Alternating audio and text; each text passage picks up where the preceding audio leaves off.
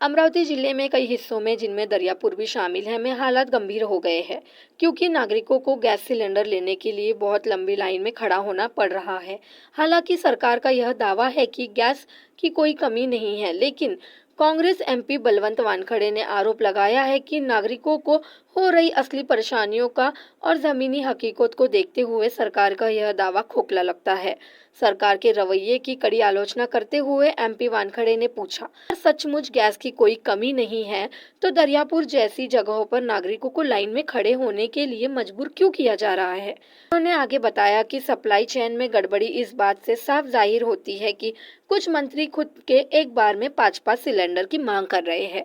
अब जिले की एक दुखद घटना करते हुए जहां एक पूर्व सरपंच की गैस सिलेंडर के लिए लाइन में इंतजार करते हुए मौत हो गई थी, उन्होंने प्रशासन की कार्रवाई पर गंभीर सवाल उठाए। इस पृष्ठभूमि में जनता के भी गहरा गुस्सा पनप रहा है क्योंकि गैस वितरण प्रणाली में खामियों के कारण आम नागरिकों को भारी परेशानी का सामना करना पड़ रहा है। आरोप बढ़ रहे हैं कि प्रशासन हालात को ठीक से संभालने में नाकाम रहा और गैस सप्लाई को सुरक्षित बनाने के लिए तत्काल योजना बनाने की मांग जोर पड़ रही है। साथ ही यह कड़ी चेतावनी दी गई है कि अगर संबंधित अधिकारियों ने नागरिकों को राहत देने के लिए तत्काल दखल नहीं दिया तो विरोध प्रदर्शन शुरू किया जाएगा।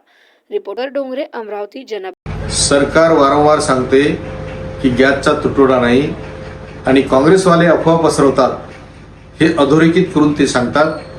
परंतु आज जर हे चित्र पाहिलं तर सकाळी 4:30 वाजतापासून 3 वाजतापासून आलेले लोक रांगेत आहेत आणि आपण जे ही दर्यापूरच्या ठिकाणची जर रांग पाहिली तर आपल्याला लक्षात येईल की लोकांकडे जर गॅस असतात तर एवढ्या रात्री येऊन कशासाठी उन्हीत त्यांनी रांग लावली असती, हा माझ्यासमोर प्रश्न आहे। तुटवडा नसता तर माननीय मंत्री लोढा यांनी माननीय मंत्री भुजबळ यांना पत्र लिहून गॅस 5-5 सिलेंडर गॅसची व्यवस्था करण्याच्यासाठी संदर्भात कशासाठी पत्र लिहिलं असतं। गॅसचा जर तुटवडा नसता तर अकोल्याचा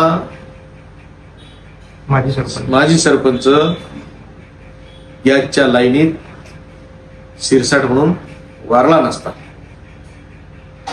गॅस जर असता तर लोक एवढ्या उन्हातात ते राहिले नसते। म्हणजे हे पुरावे आहेत।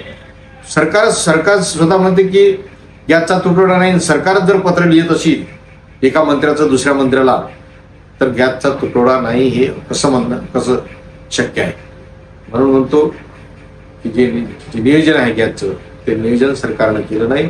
गॅसचा तुटवडा आहे आणि तुटवडा तो राहील असं आम्हाला वाटते आणि त्यात सुधारणा करणं हे गरजेचे आहे। सरकारनं ती सुधारणा करावी।